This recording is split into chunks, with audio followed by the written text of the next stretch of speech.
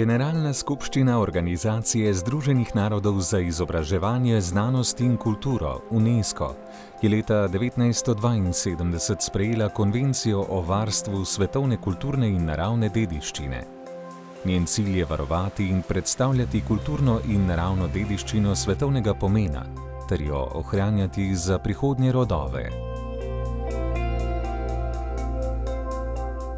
Na seznam svetovne dediščine so vpisana območja z izjemno univerzalno vrednostjo, pomembna za vse človeštvo. Do julija leta 2018 je bilo tako vpisanih 1092 območij. Med njimi tudi 4 območja iz Slovenije. Škocjanske jame s podzemnim rečnim kanjonom, prazgodovinska kolišča pri Igu z dediščino starodavnih koliščarjev, Idrija z dediščino živega srebra in prvinski bukovi gozdovi v rezervatih Pragost Krokar in Snežnik Ždrocle.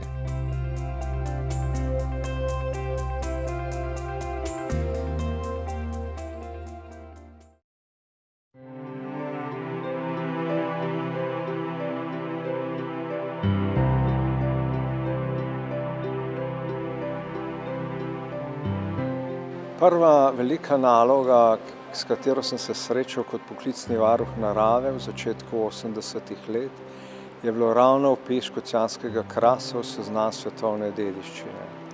Moram reči, da smo na začetku o tem bolj sanjali kot ne. V igri sta bili tako Soča kot škocjanski kras. Potem pa se je začelo zares. Namreč vsa stvar je šla preko Beograda, preko Jugoslovanskega komiteja za UNESCO, in ko so tam sprejeli sklep, da vsaka republika lahko posreduje eno ali 2 naravni znamenitosti tedaj, smo se potem odločili za škocjanski kras. Je pa res, da je tle sama narava taka, da ni bilo nobenega dvoma, ko so prišla 2 ocenjevalca pregledati. Recimo zavrnili so tako Brione kot Kornate, medtem ko tole naše je šlo pa brez težav skozi. Bilo je malo časa na razpolago, potrebni so bili številni strokovnjaki, od naravne do kulturne dediščine, in potem leta 1986, novembra, so to slovesno vpisali v seznam svetovne dediščine. In to je bilo takrat za nas izjemen uspeh. Škocjanske jame se ponašajo z enim največjih podzemnih kanjonov na svetu. Dolg je več kot 2 kilometra, visok do 150 metrov in širok več kot 120 metrov. Domačini, jamarji in pa raziskovalci tedanje avstrijske države so ga raziskali že v 19. stoletju. Skupaj z raziskavami drugih jam na krasu pa štejemo to tudi kot začetek speleologije oziroma vede o nastanku jam in pa njihovem razvoju. V teh škocjanskih jamah in v vdornicah okrog njih najdemo številne endemične in pa redke rastlinske in pa živalske vrste, med njimi tudi človeško ribico, ki je endemit dinarskega krasa. Številne in pa bogate arheološke najdbe nam pričajo o velikem pomenu tega območja, ki je poseljeno že več kot 5000 let. Tu so bila najdena žarna grobišča, utrjena gradišča in pa najpomembnejše depojske najdbe, ki nam pričajo, da je imelo območje tukaj nadregionalni pomen. Jaz sem bil vodič v Škocjanski jami, začel sem leta 1971. No, takrat smo vodili v jeziku italijanščini in nemščini, se pravi, so bili Italijani in nemško govoreči, tu so mešani Nemci, Avstrijci, Švicarji, Holandci takrat. No, ker drugih jezikov nismo znali, so potem pozneje, ko so prišli študentje, so oni obvladali, rečemo, angleščino, francoščino, tako da so tu potem popolnilo tudi s drugimi razlagami. V Gombačevi hiši je bil en prostor, je bil bufet, drugi je bez vstopnice prodajati. In to je dela ena gospa, eno in drugo, ko ni bilo. Če je treba, so ji pomagali. No, nas hodiču je bilo, koliko je bilo, največ smo bili 3-4, tako je bilo takrat. Ne? No, in smo pač delali tu, potem tudi druga vzdrževalna dela, ne, po potrebi, če je bilo, ker je bilo treba tudi misliti na kaj drugega, ne. No, in obiska pa je bilo takrat približno 30-35 tisoč. Obisk je trajal približno 1,5 ure, zavisi od obiskovalcev, kako so zmogli, bili so tudi starejši in tako, pač smo tu vse predvideli, kako bo šlo. No, že na samem začetku so bili lahko problemi s klavstrofobijo. Nekatere ženske ali pa moški ni hotel notri in ni šel, zato ostal je zunaj, vse v redu. Ampak hudo je bilo, ko niso hoteli čez Cerkvenikov most. Na noben način se jih ni dalo spraviti čez, s silo pa se ne sme. Bili smo pa tudi po svoje kar psihologi, s časoma se človek navadi, da nismo kar tako hitro pustili in ga peljali nazaj, smo ga poskušali pregovoriti, tudi uspelo nam je, no kdaj tudi ne. Mi smo imeli tako organizirane obiske, vsak dan ob 10, ne glede na število obiskovalcev, tudi samo eden. In ob nedeljah in praznikih pa še ob 3 popoldne. No, in po potrebi smo delali tudi vmesne obiske, avtobusna skupina ni čakala mogoče 10 minut in smo tudi jih peljali notri. Pa tudi, kolikor smo mogli, smo zbirali, da smo čim več nabrali in naredili tudi včasih, če je bilo manj, smo rekli, da je dobro in peljali noter. Ljudje so prišli daleč, bo, ne bo, in smo rekli, bomo videli nazaj, da smo jih peljali noter, kaj smo hoteli. Tako je to. Se vendar smo imeli časa in smo bili entuzijasti, zelo smo ljubili našo jamo, smo bili srečni z njo. Če človek, če se tu delo ne zaljubi, ne mora prav delati, mora biti zato tudi rojen. Ker posebno potem, kasneje, ko je bilo več obiskovalcev, to je trajalo, je moral aparat delati cel dan jezik plesati, ne. In jezik je neutrudljiv, se lahko reče.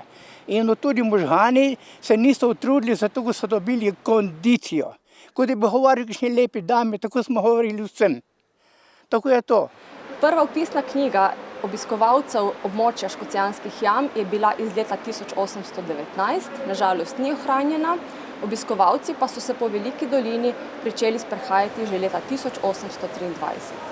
Pomembna zanimivost Škocjanskih jam je tudi ta, da so vzporedno potekale raziskave jam, nadelava poti po jami in pa vodenje obiskovalcev po jami. Smisel vpisa v seznam svetovne dediščine pa ni bil povečanje obiska. Smisel je v tem, da mi ta del jamo in kras na dnu varujemo boljše kot je. In seveda v tem času se je stvar bistveno izboljšala.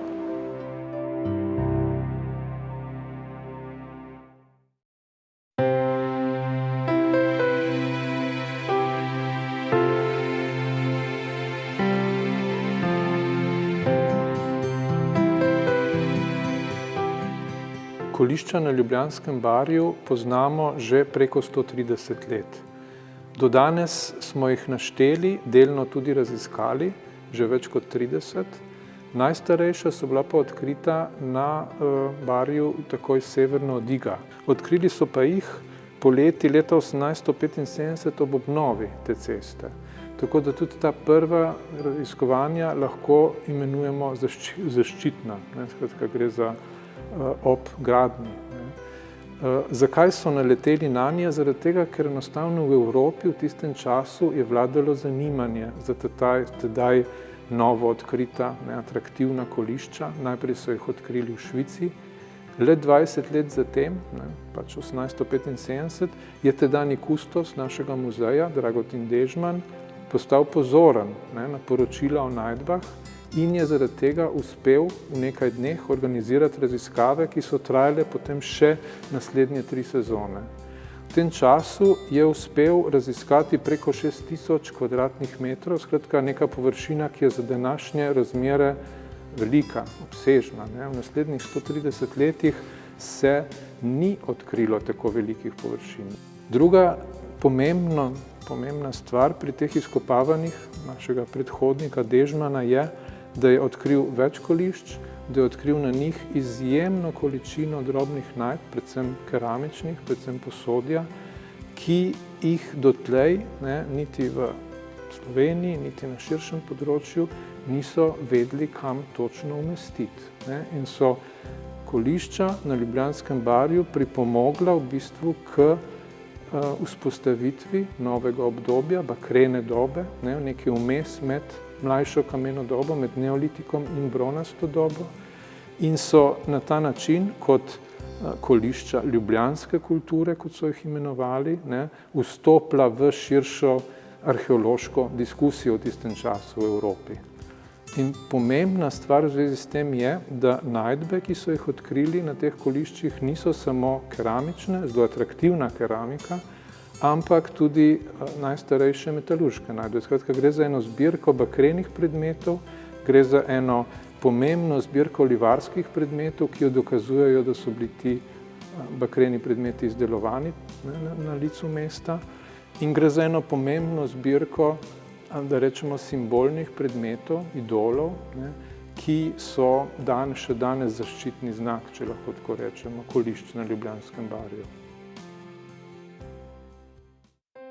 Prazgodovinska kolišča na Ljubljanskem barju so bila del projekta nominacije prazgodovinskih kolišč v 6 državah okoli Alp, ki se mu je Slovenija pridružila na pobudo švicarskih kolegov. 6 držav je skupaj pripravilo dosje nominacije in skupaj smo koordinirali tudi ves postopek in bili potem leta 2011 vpisani na seznam svetovne dediščine. Glavno delo po vpisu se je seveda šele pričelo. Ne samo sama formalna prepoznava te mednarodno izjemno pomembne dediščine, ki je bila pravzaprav sklop prve podvodne arheologije, ki je bila vpisana na seznam, je pomembna predvsem pri nas zato, ker sta nedeljivo povezana naravna dediščina in kulturna dediščina. Skratka, govorimo o kulturnih plasteh skritih pod zemljo, ki so bili sicer nekoč del jezera, ki jih pa varujemo tudi z ukrepi, ki so drugače namenjeni ohranjanju kulturnih vrednot.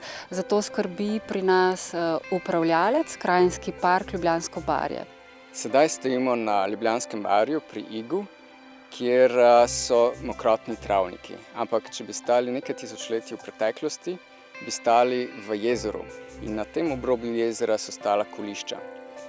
Za samo upravljanje s kolišči imamo 6 upravljalcev, Slovenija je ena izmed njih, in glavna 2 cilja, ki sta pravzaprav ohranjanje teh kolišč oziroma te dediščine in na drugi strani sama valorizacija, se pravi, da ljudje prepoznamo, kakšna vrednost so ta kolišča.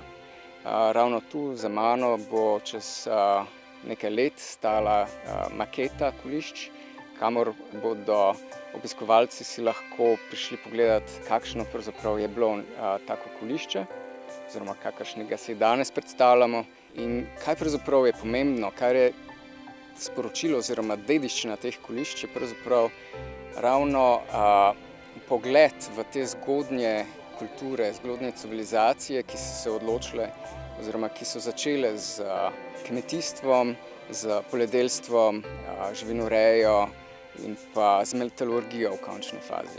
Zelo podobno z drugim spomeniškim območjem, ki je bilo v kulturni kategoriji vpisano naslednje leto, se pravi leta 2012, se pravi z dediščino živega srebra v Idriji, kjer je prav tako rodišče živega srebra, ki leži pod mestom, nedeljivo povezano z vsemi nadzemnimi strukturami, se pravi stavbami, napravami industrijske dediščine in ki jih ni mogoče niti fizično ločiti, niti vsebinsko to ni smotrno. Saj je bilo ravno rodišče tisto, ki je povzročilo razcvet tega mesta in to bogato dediščino, kot jo ohranjamo danes.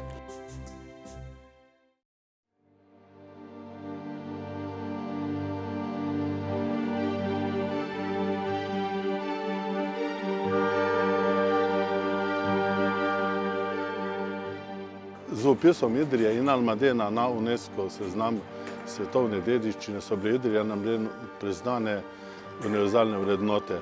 To pomeni, da svet prizna Idriji in Almadenu pomembno vrednost pri razvoju takrat južnega dela Evrope.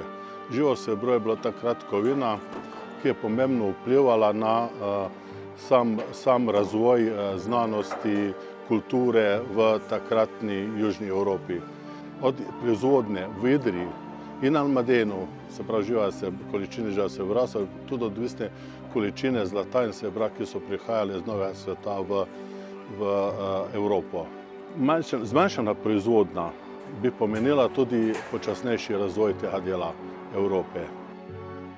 Na seznamu UNESCO je vpisan rudnik z rudiščem in vsemi ostalimi pripadajočimi objekti, ki so dopolnjevali to dediščino živega srebra, od klavš do ostalih objektov topilnice in tudi tega socialnega dela življenja, ki se je razvijalo hkrati z razvojem rudnika. Se pravi godbena pihala, klekljanja, društvenih dohodkov, tudi razvoja šolstva. Mislim, ta moment je bil za Idrijo zelo pomemben, je še kako vplival in pripomogel tudi k nadaljnjemu razvoju Idrije. Nahajamo se pred najstarejšim vhodom našega rudnika, star je preko 500 let in stoletja so rudarji odhajali v to podzemlje na težko in strupeno delo. Pred odhodom so si zaželeli srečno in odšli v podzemlje.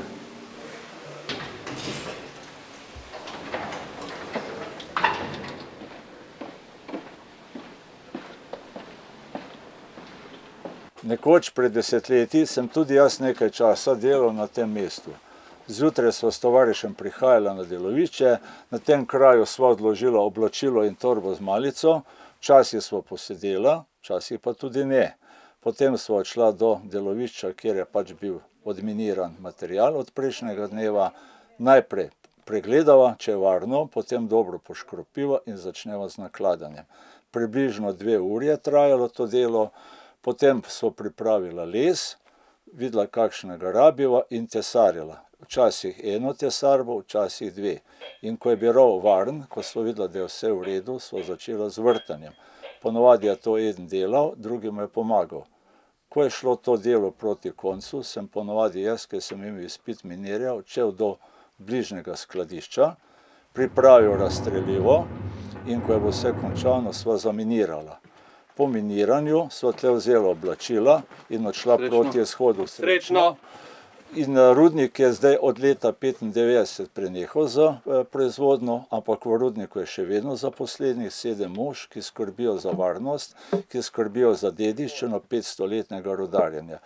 Žal Idrija se še malo poseda in to je potrebno zdaj varno delati tle v podzemlju, da je tudi varno za obiskovalce.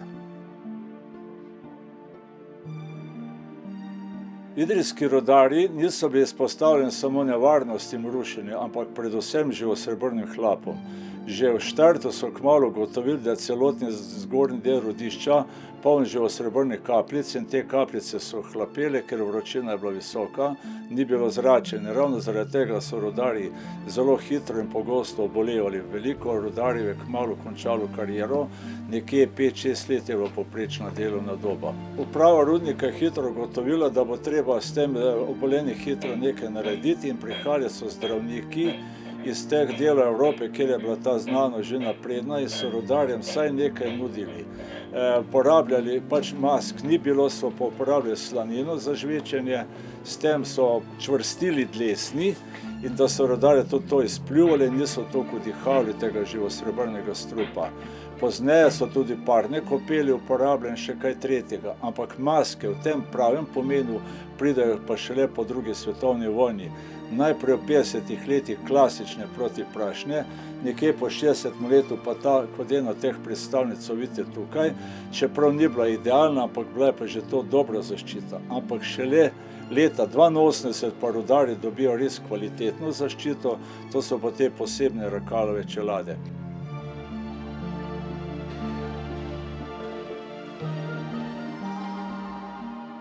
Nahajamo se na področju nekdanje topilnice, kamor se je živosrebrna ruda iz rudnika transportirala v hlasirnico in potem v topilnico.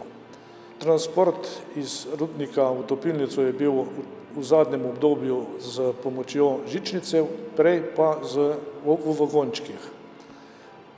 Vsi poznamo živo srebro kot edini tekočo kovino, kjer je zelo znana njena uporaba, predvsem je uporaba živega srebra važna bila v pridobivanju zlata in srebra.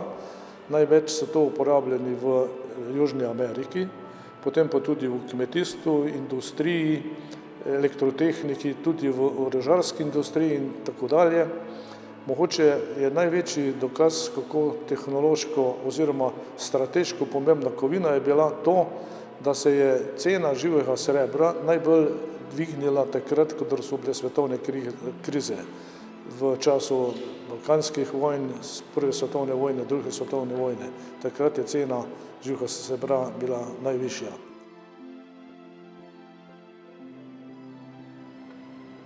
Retorcijske peči, ki so bile zadnje, kar se tehnologije pridobivanja ali pa predelave rude v Idriji tiče, so bile 3, vsaka z 250 tonami predelane rude na dan. In zanimivost je mogoče to, da so le to največje rotacijske peči na svetu. Ponosni smo, da smo danes v tem muzeju topilnice, ki je prikaz skozi zgodovino metalurgije v Idriji in lepo je, da se v ta muzej prihajajo mladi šolari in se učijo o zgodovini in idrijski metalurgiji in sploh slovenski metalurgiji. Idrija je s tem zelo veliko pridobila. Postavila se nazaj na zemljevid sveta svojo dejansko realno vrednost. Sama pa je znala izkoristiti vse tisto znanje, ki se je stoletja nabiralo v tej kotlini, da se je po zaprtju rudnika znala preobraziti v sodobno industrijsko družbo in da tudi ljudje tukaj razmišljajo napredno in da razumejo sodobni svet, razumejo razvoj in so nekako dejansko, kljub temu, da smo v tej kotlini vključeni v sodobni svet.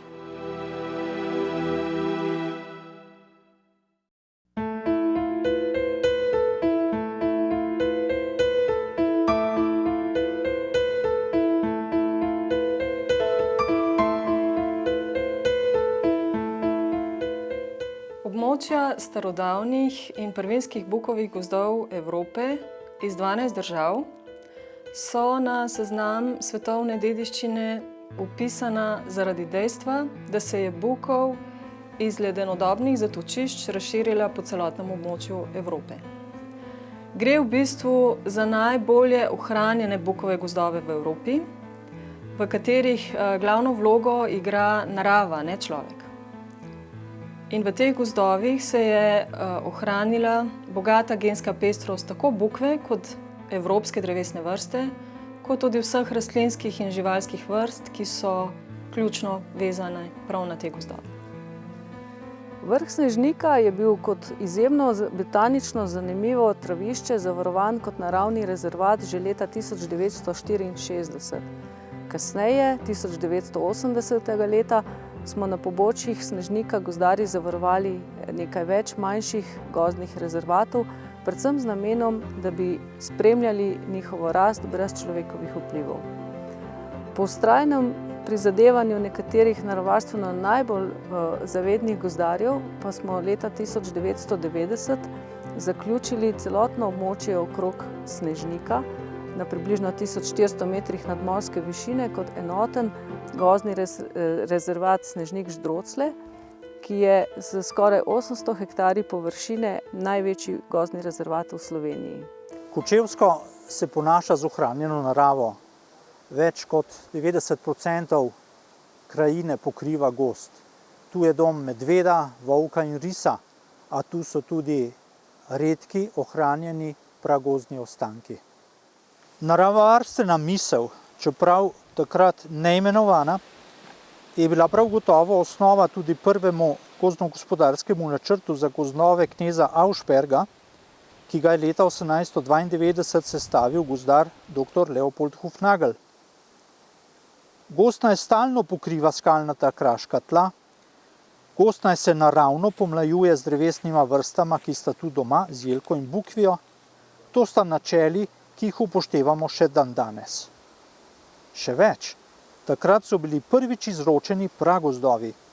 Danes na Kočevskem varujemo kar 6 pragozdnih ostankov skupne površine skoraj 220 hektarov.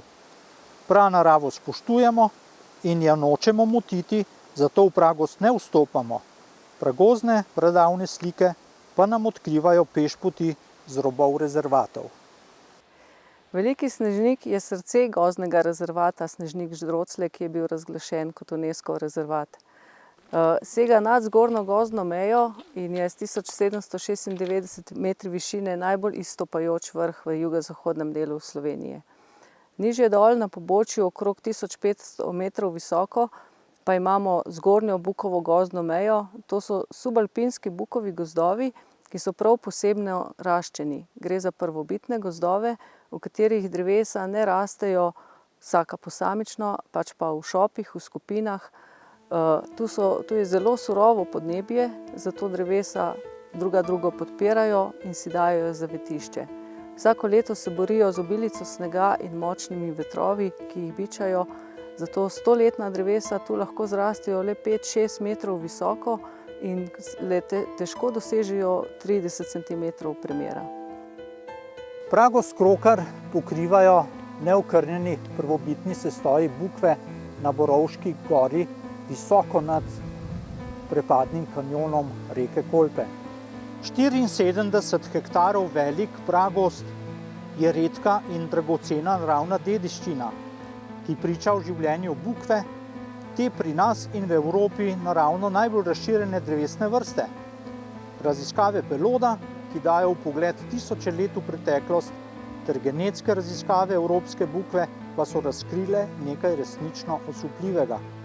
Drevesa so ledene dobe preživela le na nekaj območjih in večina evropske bukve se je razširila z območja jugovzhodne Slovenije. Tako je pragozd Krokar predstavnik ledenodobnih zatočišč na UNESCO listini staroraslih bukovih gozdov Evrope. V Sloveniji smo bili naravne dediščine na UNESCO seznam svetovne dediščine zelo veseli. Gre za priznanje, za res dobro delo generacij gozdarjev v preteklosti, ki so prepoznali, da so ti predeli gozdov, ki so ohranjeni, da so zelo dragoceni in da so vredni varstva. Hkrati pa ta opis seveda pomeni tudi odgovornost Slovenije in hkrati tudi priložnost, da z zgledno skrbjo za oba rezervata, torej pragozd Krokar in Snežnik Ždrocle, in tudi v sodelovanju z drugimi državami, pokažemo, da je Slovenija resnično zelena država, v kateri aktivno skrbimo za naravo.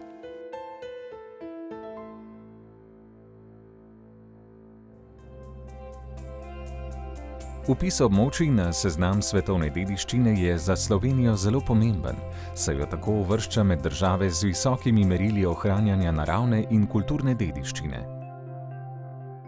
To priznanje pa hkrati pomeni tudi veliko odgovornost, tako za lokalne skupnosti, ki s to dediščino živijo in skrbijo zanjo, kot tudi za upravljavce območij, katerih glavna naloga je ohranjati, varovati in predstavljati dediščino.